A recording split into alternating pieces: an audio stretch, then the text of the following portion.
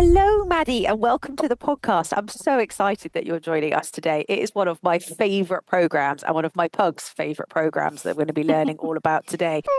Good to hear that your pug is a member of the Pets Club. I'm really happy to be here and talk all things loyalty. Please tell us about Pets Club. What is the program? How does it work? What do people get? And how does it sort of fit into the pets at home experience? It's over 10 years old. It's got just over 8 million members. We want the club to be helping you be the best human for your pet. We see Pets Club and the Pets Club app as the front door to that experience. We've done a lot of digital transformation to get the platform and the tools, and it's now about how we use those to bring your pet care experience to life. Every time you spend with us, we give money to both local charities of your choice, and then we give to national charities as well. We know that club members are significantly more valuable to us. Hello and welcome to Let's Talk Loyalty and Loyalty TV, a show for loyalty marketing professionals. I'm Paula Thomas, the founder and CEO of Let's Talk Loyalty and Loyalty TV, where we feature insightful conversations with loyalty professionals from the world's leading brands. Today's episode is hosted by Charlie Hills, Chief Strategy Officer of Mando Connect, a UK-based agency that uses smart data to create brilliant partnerships and rewards that really work. Enjoy. Hello, and welcome to this episode of Let's Talk Loyalty. As Paula mentioned, I'm Charlie Hills, the Chief Strategy Officer for Mando Connect. In this episode, I'm delighted to interview Maddie Shaw, the Marketing Director of Pets at Home. Maddie and her team develop and deliver the Pets Club programme for Pets at Home, the UK's leading pet care business, providing the best products, services and advice to guide owners through their pet care journey. Today, we're going to be learning all about her favourite book, highlights and key learnings from the programme she's worked on, and of course, all about the ever-brilliant Pets Club. I really hope you enjoy our conversation today. So, hello, Maddie, and welcome to the podcast. I'm so excited that you're joining us today. It is one of my favourite programmes and one of my pug's favourite programmes that we're going to be learning all about today. So welcome to the show. Well, thank you, and good to hear that your pug is a member of the Pets Club. I'm really happy to be here and talk all things loyalty. Oh, it's great. And I think our listeners are going to love this one. And hopefully we'll cover off lots of cute animal stories as well as some very serious loyalty marketing topics. But before we get into all the brilliant news about the programme and what you've been up to, I'm going to start off with Paula's favourite question, actually. So I'd love to know sort of what's your favourite book about life, leadership, loyalty, or what would you like to share with our listeners today? Yeah, I've been thinking about this, actually. I'm a avid reader. I read all sorts of books about business and leadership, and actually it's a little bit of a strange one that I think is my favourite. It's a book called Black Box Thinking by Matthew Syed, and I think it was because a lot of leadership books or books about how to succeed in business focus on the things you should do, like the positive things, and actually this book focuses on failure and when things go wrong. So there's some really shocking statistics in there where it compares the airline industry and the medical industry and their response and attitude to failure, and therefore how many mistakes are made. And there's a really shocking statistic that says in the US, the number of medical mistakes that lead to death is like a jumbo jet falling out of the sky every 16 minutes.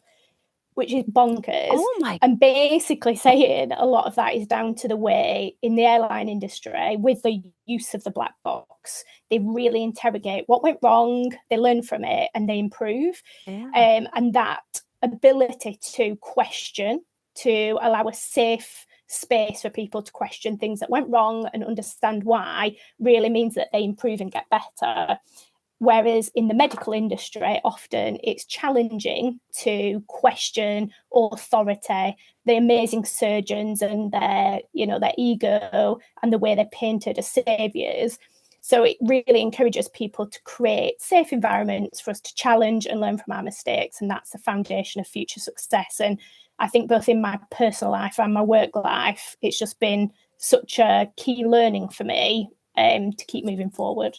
Oh, I'd that's really brilliant. recommend it. Yeah, we've not had that one before. So listen out, everyone, and go check it out. That's quite a hot topic at the moment, isn't it? How to fail. We're certainly seeing that actually in a lot of the loyalty programs as well that we work with, that real experimentation culture. And actually, before you had to get everything right. Whereas I've really observed some of the brands that we're working with going, we don't know if this is going to work, but we're going to give it a go and then learning from that failure. So maybe it's starting to trickle through. That's very cool.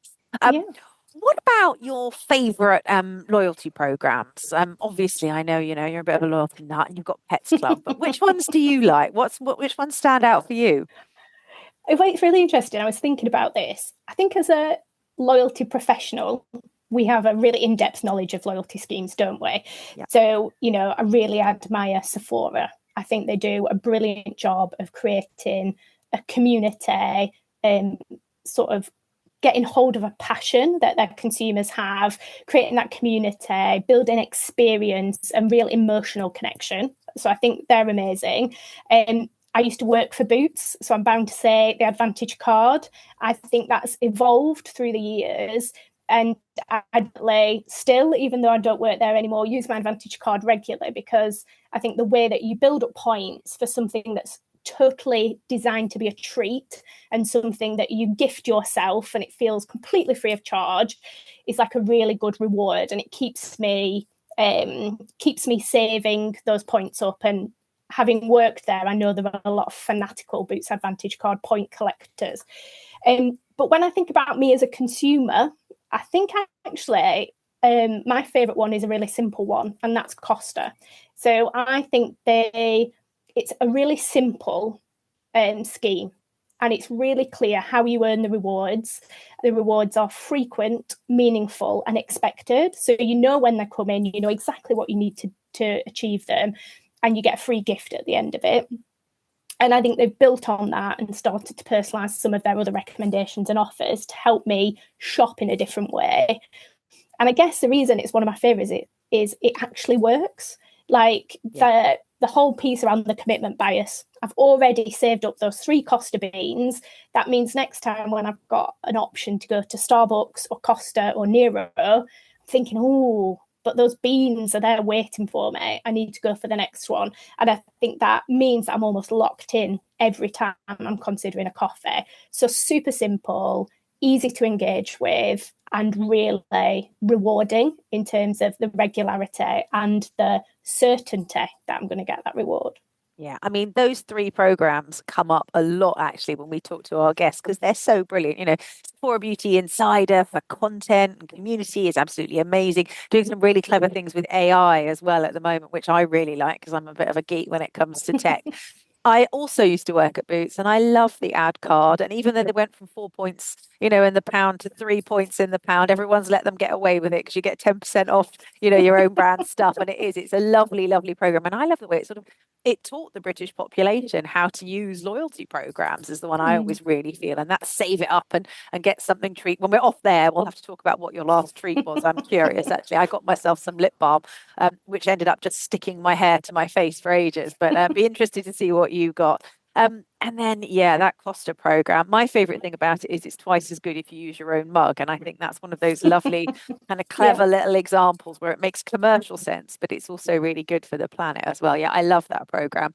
My personal theory on the coffee shops as well is because they're always so close together, it does actually lock you in. Whereas in other sectors where you have to travel further, like petrol, it's much harder to get that locked in behavior. But you can normally see a Starbucks, not too far away from a Costa. And it does the same thing for me. It makes me walk too. So yeah, very, very cool examples. What about your background in loyalty marketing? What do you enjoy about it? What are the differences between being at Boots and Pets at Home? Tell our readers a bit about your history. Yeah, well, actually, I've been in marketing all my career. I actually did my degree in advertising and marketing, so I was one of those strange people who actually knew what they wanted to do when they grew up. Very rare on this show. It's normally accountants or all sorts of people that come into loyalty programs. So brilliant that you knew straight from the off. Yeah, and actually, my first job was in CRM and loyalty in a really small company. And what I loved about it was exactly, I think what you referenced, that accountants, etc., come into it. I love the fact that you can be a scientific marketer in loyalty and CRM. it's data, analytics, getting under the trends and the insight. And that really appeals to the fact that when I was very little, probably about 5, I wanted to be a scientist. So that fact, that data, that analytical mindset, but partnered with creativity and human connection. And I think the best loyalty programs and the best CRM programs pair those beautifully. So yes, it's about mining the data, understanding your consumers and how to meet that need propositionally, but also doing that in a way that really connects at a brand and a human level and really uses that creative. And I think, there are so many sort of incremental gains you can get in the loyalty and CRM space by just tweaking little things and experimenting. And I think that's just an amazing opportunity to pair those two skills. And I think the opportunity we have nowadays with the tools and the data available to us, I mean, you just touched upon AI, which I think is just completely changing the way that we can address some of these customer needs or to create fun and excitement into journeys. This is a really exciting time to be working in loyalty. A little bit scary, I'd say as well, because I think with all that opportunity comes great responsibility. And I think it's making us question ourselves as loyalty marketers in terms of how all these new tools, technologies can enable, but how we use them in a way that's really responsible and sustainable.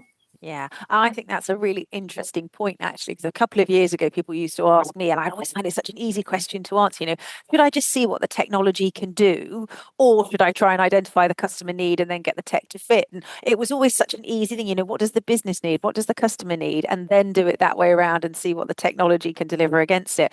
But I think AI has really changed that now, actually. I think you almost need to have a slightly different mindset and go, well, what could it do? What is the art of the possible? And then sort of play it back. Because I do feel like we're in a bit of a changing time, actually. And we're going to start creating some new needs that we don't know that even exist.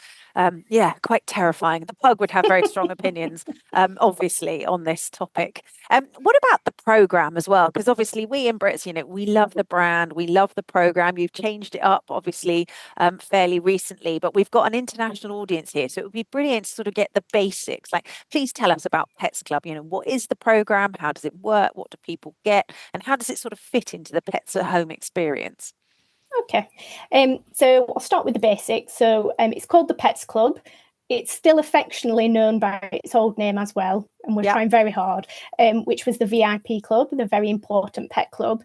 And the reason we changed the name fairly recently was when we rebranded the business, we wanted to make sure that the Pets Club really reflected our whole proposition. So we have retail stores, we also have vets and grooming services, and then a whole plethora of digital capabilities. So the rebrand was in line with the business rebrand and to bring it more to be the front door to the pets experience. So it's over 10 years old. It's got 8 million members, just over 8 million members. And I'd say it's probably got 3 parts to it in main. So first of all, it's a way for us to reward loyalty through offers and discounts. So you will get personalised rewards, or your pug, Doug, is it? Almost. I wish she was called Doug. That would be very cool. That might be the name of my next pug. Although I want to get one called Lloyd, because I just think it would be really funny in the dog park to have to call out Lloyd, or possibly Blade, another really great name for a pug. No, she's called Edna. Edna, I apologise. I don't know where I got Doug the pug from. He's probably So Edna, as part of the club, would get tailored offers based on her breed, her life stage. And actually, I guess that is a bit of a unique part of the club. The pet is the club member. Yeah. So offers, rewards, a way of giving a value exchange and a reward for your loyalty. We have also just launched Pets Club prices, so our version of club card prices, and that was based on a big piece of consumer research that we did around what's really resounding well from that value exchange and feeling like our best prices for our most loyal customers and was really well received. So it's a way to access our best prices. Yeah. I guess the next part is more around, to your point, the love of the nation's love of pets. So we have over half of the households in the UK have a pet. We're very passionate about them, and more they're being seen as part of the family, almost humanising the pet. And actually, what we've found is a lot of consumers find it very difficult. Like, pet ownership is hard. We like to call it the glorious chaos.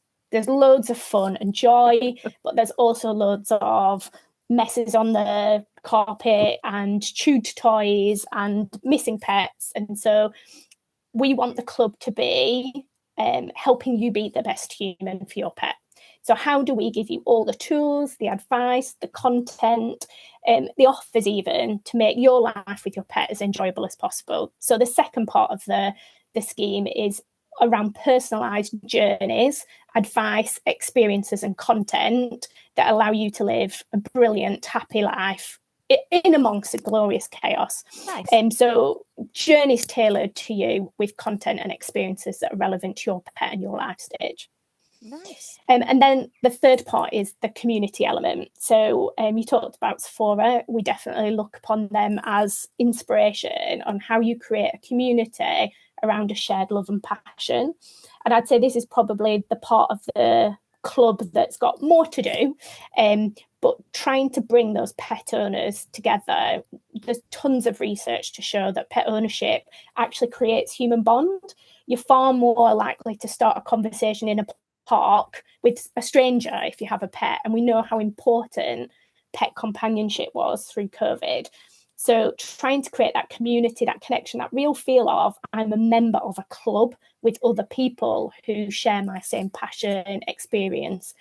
And so things like our Lifelines programme, which offers donations every time you shop to a charity in your locality that you have chosen, which means you can really feel your community and the pets in your community benefit from your loyalty within the business.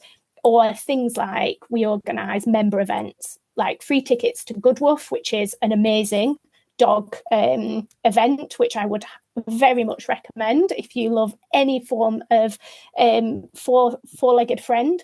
And things like winter walkies, where we organise the lovely Claire Boulding to take our club members and all their pets on a walk around a local park. So definitely that community spirit an element is a big part of the club that we're developing. Yeah, and I've really seen that. So I've been a member now for 5 years, and I've really seen that grow actually since I kind of first started. And we started off in sort of puppy club and then kind of came through. So yeah, it's a really nice component to the program actually. And it's another one of those areas in loyalty that's growing up. It was really a hot topic 10, 15 years ago, and then it kind of died off. And actually now that power of digital tech's bringing it back in. So it's a brilliant program. One of my favorite things about it is really silly. I love it that when you open the app, the tail wags at you. I always think that's really cute. It always makes me smile as I'm picking it up. And I think those little moments of joy within the program are really key. I know there's so much in it, but if you had to pick sort of two things that you think sort of set it apart, or one or two things that you think really set it apart from the rest, what would you call out? What do you think are the standout things? Yeah, so I think actually I've touched upon one of them, and you did from the puppy club. So I think the way that we I guess, tailor the club to you as an individual through your life. So, our ambition is to be with you for the life of your pet whenever you need us, and to offer proactive help, advice, content, experience that really enhances that ownership journey. And I think that ability to use all the data that we have, we've been in business for 30 years. The club's been going 10 years. We have vets, groomers, we have health data on your pet, purchase data on you. And more we're collecting data about what your pet loves so that we can really personalise. And I think that ability to tailor those journeys and be really useful to the customer beyond the offers and discounts, which are still a key part of the club, that's where we get most of our positive feedback, where we've helped someone proactively with the content we're able to provide through the data that they share with us, and we're able to be useful and helpful in their pet owning life. Yeah, I hadn't thought about it actually, because that's being able to pull that whole architecture together, the amount of insight you would have on the pets, especially if they're registered with the vets as well. So you've got everything from life stage to operations to illness to size to weight to everything. Gosh, that's what a lot of our listeners will think, wow, I wish they had that on their audience, and they've got nothing even close, They'll be lucky if they've got an active email address. Yeah, and to be fair, I think that poses a challenge as well, and I'm sure multiple businesses have experienced this, where you have different parts of the business where they have their own data sets, and connecting that data. Yeah. And again,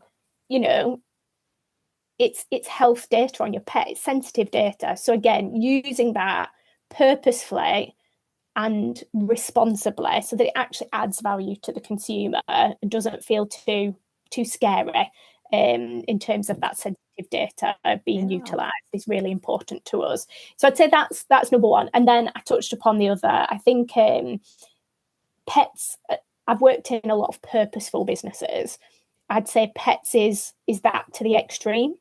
Like, understandably, we have puppies running around the office. Over 90% of our colleagues have pets of their own. We say we put pets first, and we really do. Our foundation is the largest grant giver to pet charities in the UK, and the lifelines, which means every time you spend with us, we give money to both local charities of your choice, and then we give to national charities as well, just means that, a bit like your Costa example, we're doing something that's good for the business, but we also feel like we're giving back into the community. That's really and good. Definitely, when we've done research and asked people about the parts of the club that they love the most, it's their ability to both be the best human for their pet, but also help the pets of the UK with every shop. Oh, I think that's really lovely, actually. It's often one of the case studies that we use, actually, because it's a really great way of integrating charitable donation into the Experience Club in a really relevant way. I love the way you can choose the local charities. I think that's brilliant. Running a program of this size and scale and longevity, and then, changing the name, a very controversial move, at that sort of stage in the life stage. There must have been some real highs and lows of running that program. Are there any highs and then some lows you're able to share as well? I feel comfortable asking about the lows now, seeing as you opened with that book example. Where have you guys failed as well as where have you succeeded? Well, I might start with the lows, because obviously I am a black box thinker. So I think very recently we've gone through a lot of change as a business. So we've rebranded the business, and we've also replatformed all of our digital assets. So it has been very exciting, a little bit scary, but I think the size and scale of the change has had a knock-on effect to our consumer experience. So I'd say for the last 12 months, actually, thankfully we're now out of that period. Yeah.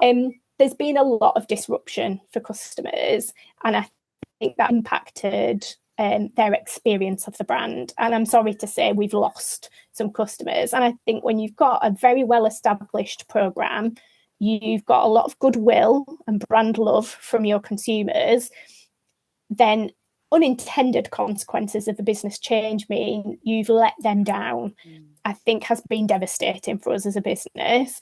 And so we're in a big programme to win back those customers that we lost, because there are plenty of places that they can choose to spend their pet pound, and some of those customers have been lost and have established new habitual buying behaviours with other providers. So that means we're having to be quite disruptive in order to win those customers back, and actually using the club as the vehicle to do that has also been some of the highs. So as a result of that disruption, we launched a new churn programme, which used some very snazzy data science models to actually predict when people were going to churn, as well as address those who had already churned. So we could anticipate when people were becoming less engaged with us through their interactions with all of our channels, including our marketing, and then be able to say, right, we need to upweight how we engage with this customer to make sure either we win them back or they don't lapse. So we've had some great results, but it came out of the fact that we disrupt that. And I think that's one of my major learnings. Yeah. A loyalty program isn't the thing that creates loyalty. It's expected, it's a part of the package, but in reality, it can't make up for a poor customer experience. And I think that's been a major learning and a major low. And I think that means that in reality, your loyalty improves every single touch point. So being able to have your colleagues engaged in the promise you're making with your loyalty club, every touch point building to that optimum experience is so important. So both a high and a low, I guess. That's a great answer, though. And I think really honest. And I think that's where loyalty kind of comes in. Churn is such a hot topic. It's interesting. I think you're the first sort of retail guest I've had on that's actually talked about churn. It tends to be more in the subscription businesses or telecommunications where actually we talk about churn. But that's a really interesting way of thinking of it for retail, because I suppose a lot of pet purchases are very habitual, aren't they? It's not like a human being eats exactly the same thing every day, 365 days of the year, but most pets do, don't they? And I've really seen subscription kind of coming in through your product portfolio. So interesting. And then really nice to see how the club then plays to that and that importance of that frontline colleague involvement as well. What about the overall importance of the program in your company? Because obviously, as you said, you've been through this huge period of change. Like, where does the loyalty program sit as part of that ecosystem? Like, how important is it? Yeah, I'd say, well, the way we talk about it is that it's the front door to the experience of pets. And that's definitely the ambition. So I'd say hugely important. We put a lot of investment, a lot of time, and a lot of effort behind it. And I think partly because it works for us. We know that club members are significantly more valuable to us, particularly as they engage more and interact more with the business.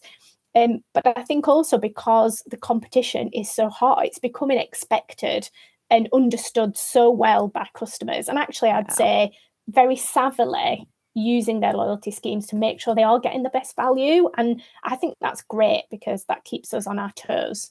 So I'd say it's very much at the heart of the business, very well loved by colleagues as well as customers, but definitely a recognition that there's far more for us to do. I think as a big business, we sometimes look at small digital startups and we're so jealous about the pace and the risk appetite that they're willing to have, to your point, to test and learn and get it wrong and move on. So we're definitely, a big part of our focus going forward is about how we become bolder and perhaps less careful around our club, so that we can really innovate and test new things. Nice. And is that one of the most important lessons you've learned so far in the program? Are there any others that sort of stand out to you over this last couple of years you've been through? Yeah, I guess one of them actually, and we were talking about this and you referenced it, how AI is changing or will change the way we approach things. We've always had a saying, just because you can doesn't mean you should. And I do think we've been guilty in the past of seeing something as a loyalty professional we think is sexy or exciting or we'd love to test, and then without really understanding what value it drives for the consumer, and making sometimes quite costly mistakes.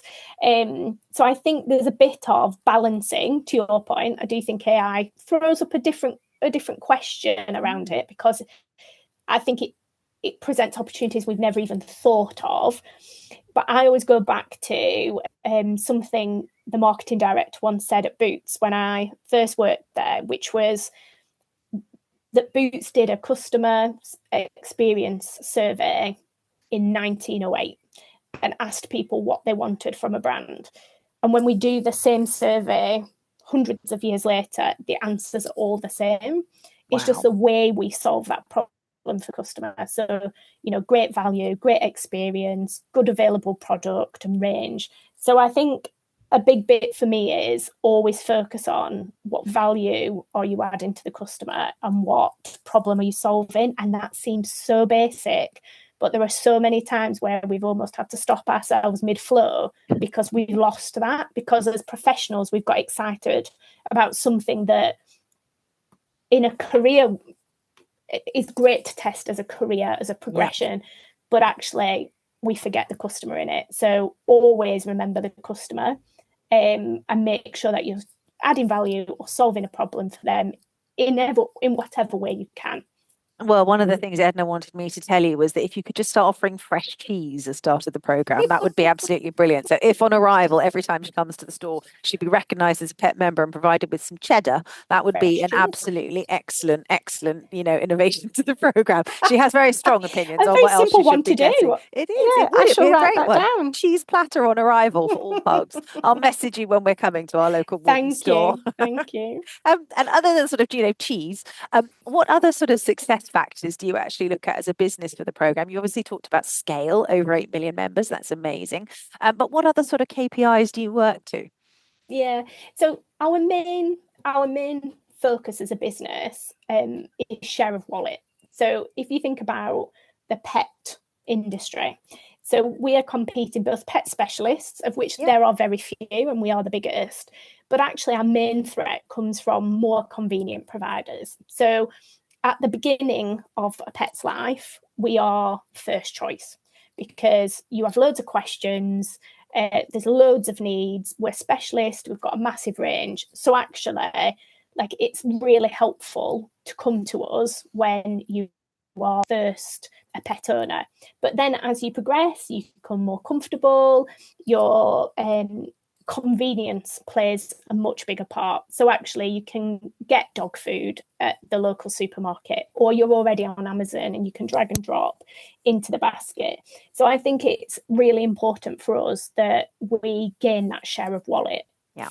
Over 50% of the pet owners in the UK shop with us at some point in time, but infrequently, because with that special purchase, that special trip, or that special click, we're purely not as convenient. So a big thing for us is share of wallet. And we know that the loyalty club increases your share of wallet with us because you're incentivized to shop more. So membership is the main measure, because we know that impacts that share of wallet and customer lifetime value. So we'll focus on membership, and we'll focus on the balance of our membership. So are we properly representing the pet owning population of the UK? Yeah. And then the next measure really is, once we've got you into our platform, our ecosystem, how do we make sure that you're engaged in as many of the areas as possible? So vets, grooming, retail, because when you are a customer of all three, you are far stickier. So you stay longer with us, particularly if you think about the vets. Yeah. It's a major decision. You don't want to change that too often, particularly when your pet is familiar with your vet, because that can sometimes be a little bit dramatic. So making sure that they're engaged. So we measure how much cross engagement there is across our services. And then the third measure is channel engagement. So again, how many of our customers interact in store, on the site and in the app, and making sure that we optimize for that. And then obviously, as CRM marketers, we have tons of KPIs beneath that basically contribute. So whether that's average transaction value, frequency of visit is really key to us, again, because of that share of wallet. But they all ladder up to the core membership and lifetime value ones. Oh, that's really interesting to see. I always think it's really fascinating in a business like yours, particularly when you've got vets and grooming and then the retail business. There's three such different experiences. When we go into the retail, Edna's thrilled, she'll bomb straight in. But when we're going to the vet, I'm sort of dragging her and, she's like feet out, doesn't want to go. And I feel a little bit the same. It's a very different emotional experience, isn't it? And to tie all that together into a single brand is very, very cool. What about the future? What are you looking at? I know you're never sitting still. I mean, presumably you need to take a deep breath after what you've been through in the last couple of years and all that transformation, and just spend 6 months going, right, does it work? Have we done it? But, what are you looking at to the future? What sort of areas are you keeping an eye on? Yeah. So I think primarily for us, we're continuing our digital transformation. So we are seen primarily as a store-based business. And we think that's more to do with the strength of our stores, really, than the weakness of our digital offering. I think we've been so well established. The experience in our stores is, part of what makes our brand loved in the UK. People call us the free zoo in kids' holidays. So we've got such a strong store experience. We want to be able to make sure that we give that experience to our customers wherever they are, whenever they are. And we see Pets Club and the Pets Club app as the front door to that experience. So we've done a lot of digital transformation to get the platform and the tools, and it's now about how we use those to bring your pet care experience to life. So the app will be a big focus for us, developing the Pets Club app into the place for all things pet. So we talked about how much data we have. We'd love your pet health record to be on your app, so you can see when Edna's next vaccination is due. You can get her last weight measurement and track how she's progressing. It can alert you when Edna becomes a senior pet and her needs might be changing, so you can spot all those issues. At the moment, a lot of that is done via a one-way email communication. So we want to make that much more a two-way conversation, simple, easy to access through your app. And then that will also bring to life all the benefits of loyalty. So it has your vouchers in there, your tailored advice and content. So I think development of the app is almost, that's your club card. It's everything your club, and it helps you access all the great things that we have within the ecosystem at the touch of a button. Oh, that's so great. I think that would be amazing as well. And I think product recommendations based on profiling is also something great, because that's what the vets do and the in-store colleagues do so well at the moment. You can go in and talk to them, and then they can give you the recommendation, and it'll be brilliant when you can get that digitally as well. So if we step back, and I think we've learned a lot about Pets Club, and if anybody who's listening or watching has got any more questions, Maddie is going to be available, and we'll put all her contact details in, so you can follow up and ask any specifics as well. You might have a different pet treat that you require an entry if cheese isn't your pet's thing. But what resources do you look at for updates on in the whole industry? What would you recommend to our listeners? Because you're obviously always looking ahead. Like, where are the good sources? Yeah, so I actually think obviously resources like this, so podcasts. I think there's so many across the industry now, both in the wider marketing and the loyalty world, and it's always great. I think you commute like I do. It's a brilliant way to feel like you've used your journey to the most effective way you could. I think just I go to tons of conferences. So one of my favorites, I'm a behavioral science nut.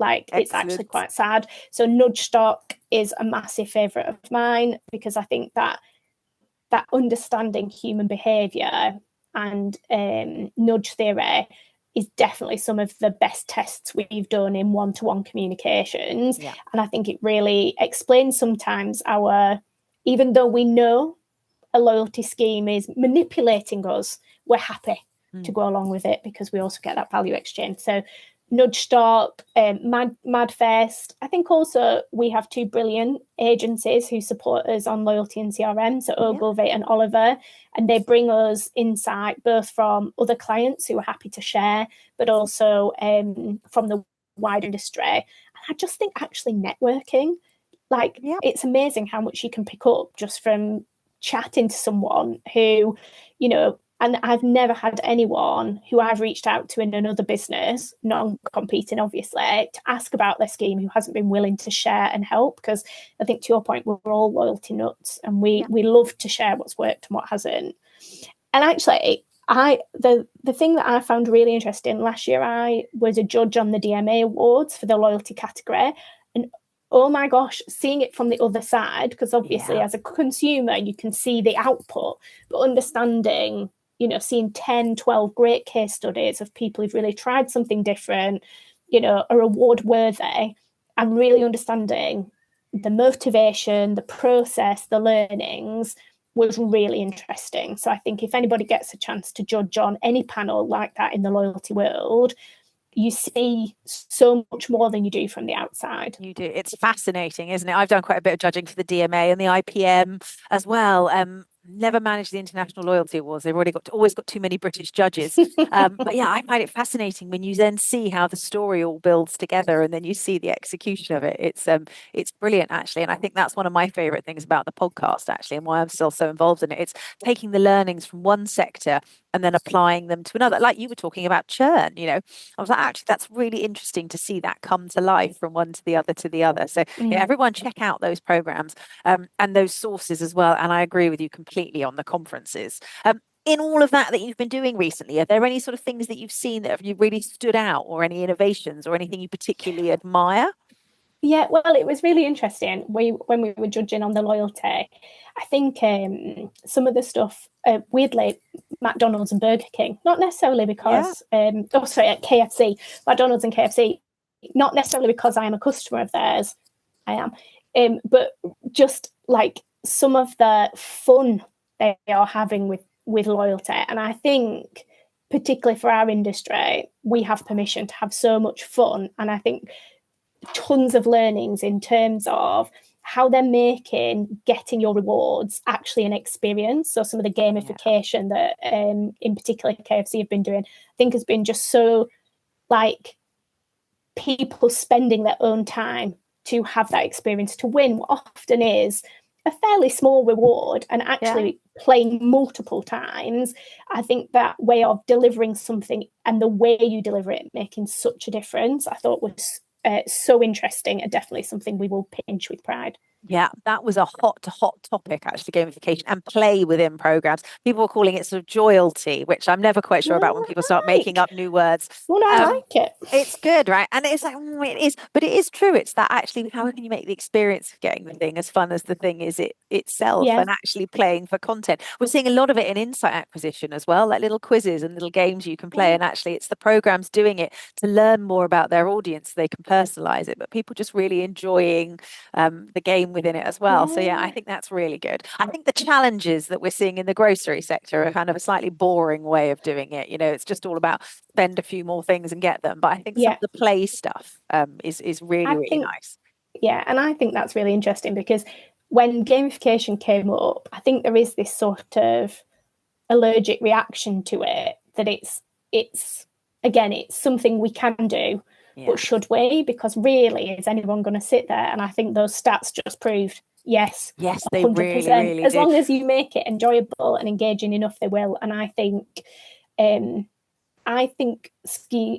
you want your club to be a community and to be enjoyable and more like a membership rather than something purely transactional, then not necessarily exactly that execution, but I am definitely going to take away joyalty. Joyalty. Google it. There's whole reports written on it at the moment, and we did loads of conference speeches on it. So we'll catch up on that later. Brilliant. Oh, well, look, thank you so much for today. I know I've already offered you out, but in terms of if our listeners or our audience want to get hold of you, what's the best way of reaching out to you? Yeah, I think, I'm on LinkedIn. So Madeline Shaw, easy to get hold of me there. Just drop me a message, and I love chatting loyalty. They may regret getting in touch, Charlie, but I doubt it. Definitely happy to swap ideas and thoughts. So that's the best way. And we'll put all those contact details and also the links where you can learn more about the program in the show notes as well. So all that's left for me to say is thank you. That was a brilliant episode, and it really is a brilliant program. Thank you so much for coming along today. Thank you.